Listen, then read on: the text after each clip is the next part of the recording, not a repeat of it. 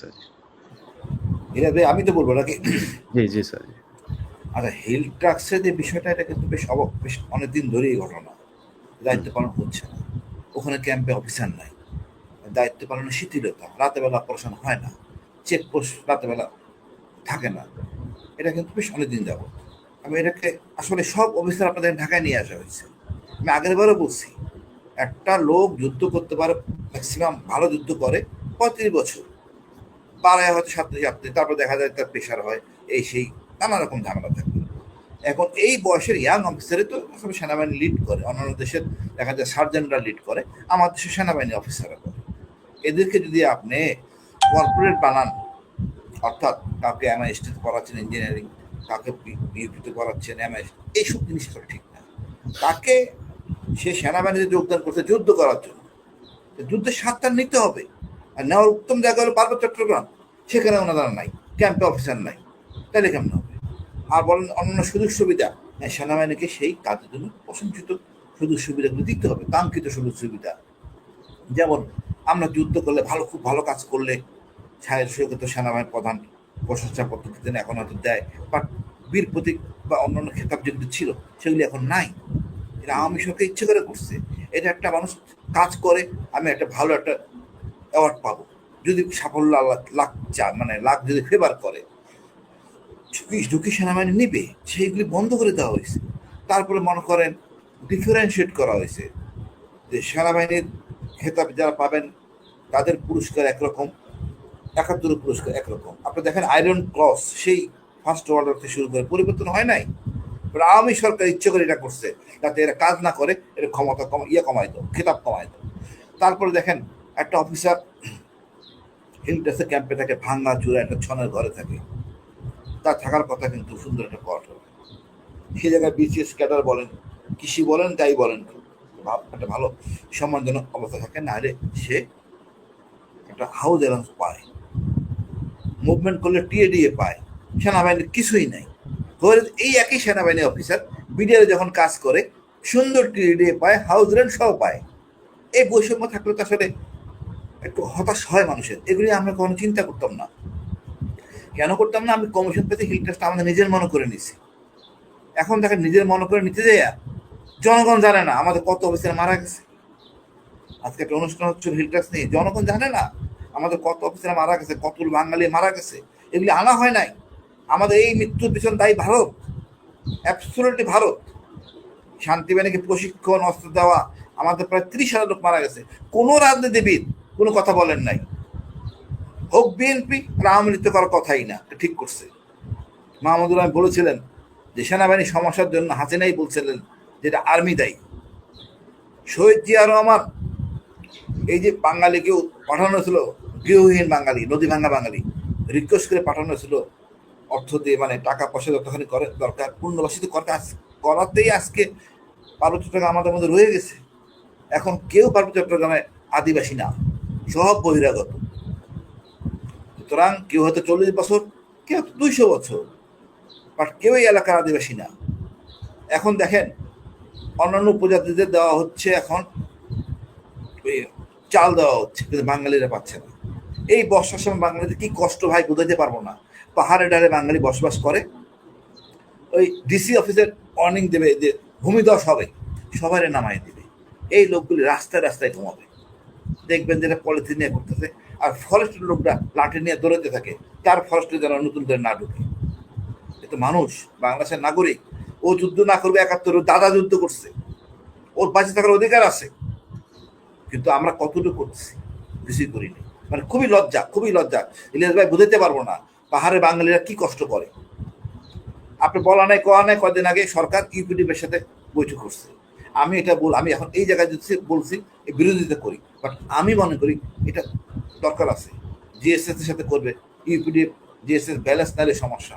এখন পাহাড়ে তো শুধু চাকমা থাকে না, মারমা শুধু থাকে না, ত্রিপুরা থাকে না, আরো 11টা জাতি বসবাস করে। তাদের প্রতিনিধি কই? তাদের লোকজন কই? তারা তো 1 পয়সা সরকারের সুবিধা পায় না। আমি বহুবার বলছি, এই 11টা উপজাতি হারায় যাওয়া উপজাতি বলে, টংচঙ্গা, চাক, মুরং, তারপরে এই যে বলেন বোম, কুকি, এই লোকদের তো প্রতিনিধি থাকতে হবে। জনগণ জানেই না এরকম জাতি। এদের একজন প্রতিনিধি সংসদ থাকলে অসুবিধাটা কোথায়? বেতন ছাড়াই থাকবে, তার প্রতিনিধিত্ব করবে। আপনি ওন যদি না করেন তারা কোথায় যাবে? এদের সবাইকে ওন করতে হবে, তারপরে সব স্টেক হোল্ডারদের বসতে হবে তোমাদের কিভাবে তোমাদের সমস্যার সমাধান করা যায়। আমরা তা করি না, আসলে সমস্যার সমাধান করতে চাচ্ছি না। আমি মনে করি ভাই এইদিকে একটু আসি স্যার, এইদিকে একটু আসি যে আপনি মানে এই যে সংকটটা তৈরি হইলো, ঢাকাতে যে সংকট তৈরি হইলো, এই সংকটের জন্য দায়ী কে? কি হলো বা এই হচ্ছে? সংকটের জন্য দায়ী সেনাপ্রধানের অনুসারীরা, তার যে আশেপাশের লোকগুলি এটা তাদের রং পথে গাইড করতেছে। একজন সেনাপ্রধান জানেন না, উনি সব ফেসবুক দেখেন না, তেমনও পড়েন না, ডিসকভার, তার যে সহযোগীরা আছে ভুল পথে গাইড করতেছে। আমার খেয়াল আছে সাল 96-এ কথা বলছেন, আমি তো মিলিটারি অফিসে থাকা থেকে আমি কিন্তু খেপে গেছিলাম খালেদা জিয়ার উপরে, কেন আমার সেনাপ্রধানকে বের করে দেওয়া হলো, সত্য কথা, তা মেজর। বাট এই কাজটাকে, এটা গণতান্ত্রিক পক্ষে এটা গ্রহণযোগ্য না। আমিও ভুল, আজকে যেটা হইতেছে এটাও ভুল। সেনাপ্রধান এইসব কথা বলতে পারেন না। উনি যদি সেনাবাহিনী প্রধান ওনার অফিসারের সাথে কথা বলেন, আমি বলবো তার ব্যর্থতা, কেন এই তথ্যগুলি বাইরে গেল। আর সে যদি নিয়ে থাকে সেটা ভিন্ন কথা, তাহলে উনি প্রচন্ড ভুল করে ফেলবেন। অর্থাৎ সেনাপ্রধান দাবি করেন একটা প্যাট্রিয়টেড আর্মি, সেটা না, তার সাথে একমত না। জনগণের পার্সেপশন কি দাঁড়াইছে, আর্মির প্রতি নেগেটিভ হয়েছে লোক। আমি মনে করি সেনাপ্রধান যাই করুক, উনি 5 তারিখে এই বিপ্লবের শেষের দিকে হইল উনি আমাদের দলের, আমাদের বিপ্লবের সাথে ছিলেন, এই জন্যই প্রশংসিত। বাট ওনার যদি কিছু কাজ করেন যেটা রাষ্ট্র পরিচালনার ক্ষতিকর, তাহলে ভুল। সরকারের উচিত সেনাপ্রধানকে আপন করে নেওয়া, আর সেনাপ্রধানও উচিত যে সে সেনাপ্রধান, তার নিজের একক কিছু করার নাই। এই সমস্যা গত 2 দিন আগের না, এই সমস্যা শুরু হয়েছে আপনি খেয়াল করেন শাহবাগে ওই বিজয়ের পরে। বাংলাদেশ সবাই যে মানে একটা বিজয় হলো, সাফল্য হলো, সেই মানে আওয়ামী লীগের নিষিদ্ধ হলো, তারপরে যে একটা বড় খানা খাওয়া দাওয়া হলো, গরু জবাই করা হলো শাহবাগে, তখন থেকে সমস্যাটা শুরু হয়েছে। আর এই সমস্যার মূল কারণ হলো আওয়ামী লীগকে নিষিদ্ধ করো। এটা হয়তো সেনাবাহিনীর পুরো জেনারেলদের 90% কেন, আমি বলবো অন্তত 50% জেনারেলরা অখুশি। তারা তো আওয়ামী সুবিধাবাদী জেনারেল ছিল, তারপরে সামনে বিচার, নানা সমস্যায়। তো এইখানে তারা একটু অখুশি, আওয়ামী লীগ আসতে পারলো না, নির্বাচন করতে পারলো না। এতে অন্তত আমি মন খুললে হলেও কিছু করার নাই। জনগণ চায় না আওয়ামী লীগ আসবে না, আর এটাই বাস্তবতা। তারপরে দেখেন এই ইশরাক, আমাদের খোকাবাইয়ের ছেলে, তার এই বিজয়টা না উচিত হয় না, এটা বিতর্ক সৃষ্টি করছে। আমি মনে করি এই বিতর্কের জন্যই লোকজন খেপে গেছে। তারপরে যেন ওয়াকারের কথোপকথন, ভুল বোঝাবুঝি, ওইখানে মনে করেন ওই স্টেডিয়ামের ওখানে সেনাবাহিনীর ওখানে ট্রুস মুভমেন্ট, নানা রকম সমস্যা, এপিএসসি মুভমেন্ট, এগুলো নিয়ে অনেক আস্তং, মানে ওই দিন থেকে প্রায় 7-8 দিন এই ভুয়া রিউমার চলতেছিল। ভারত খুশি হচ্ছিল। তা আমরা এমন কোনো সুযোগ দিব না।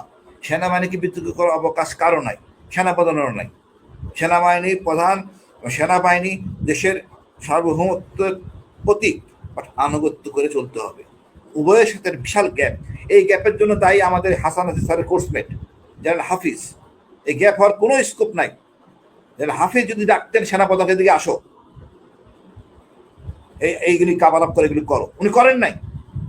তো ওনার কাজটা কি? উনি সকল সমস্যার স্রষ্টা। নাহলে তো মানে উপদেষ্টা, প্রধান উপদেষ্টা খুব ব্যস্ত মানুষ, ডিফেন্স মিনিস্টার, উনার প্রধান হাতে একটা সেনাপ্রধান, উনাকে সাথে নিয়ে উনি চলবেন, উনি চলেন নাই। আর না চলার কারণ হলো, স্যার একটা জিনিস বলি, ধরেন মানে প্রধান উপদেষ্টা কিছুই বুঝেন না, উনি খালি বিদেশে কিছুই বুঝেন না। মানে এই দেশের সারা দেশের মানুষ একটা জায়গায় যদি বলি, ধরেন ফারুকির কেউ চায় নাই, সারা দেশে তোলপাড় হইলো, মানে ওনার জোর করে ওনারে বসাইতে হবে। ধরেন আপনি ইশরাকের কথা যেটা বললেন, আমি নিজে ইশরাকের পক্ষে পোস্ট দিয়েছি যে ইশরাককে যারা দিচ্ছে না তারা স্বৈরাচারের দোষর। এটা কেন দিয়েছি যে, আর ভাই সব জায়গাতেই তো বাই চয়েস আপনি নিয়ে বসাচ্ছেন। হ্যাঁ হ্যাঁ ঠিক আছে, এটা তো ইলেকশনের মাধ্যমে আসে না। তো উনি চাচ্ছে ও তো এই আন্দোলনের সময় ও ছিল, মাঠে ছিল, তোরে বসাইলে সমস্যা কি? ওরে কোর্ট থেকে আর রায়টাই দিয়ে আইনা বসাইতে হবে, দরকার নেই। কিন্তু পরিস্থিতিটা যখন এই পর্যায়ে গেল, তখন আমি নিজে ইশরাককে বলেছি যে ভাই, সোশ্যাল মিডিয়া বোধহয় আপনার বিরুদ্ধে চলে যাচ্ছে, মানুষ মনে হয় আপনার বিরুদ্ধে, আমি তাকে বলেছি। তো এখন ধরেন এই যে কাজগুলো করা হইলো, এই সব মিলায় যদি নাকি আপনি চিন্তা করেন যে সরকার যে সিদ্ধান্তটা যখন দেখলো যে বিএনপি এরকম করছে, ঠিক আছে বসায় দিলেই পারতো ইশরাককে, তারাই এরকম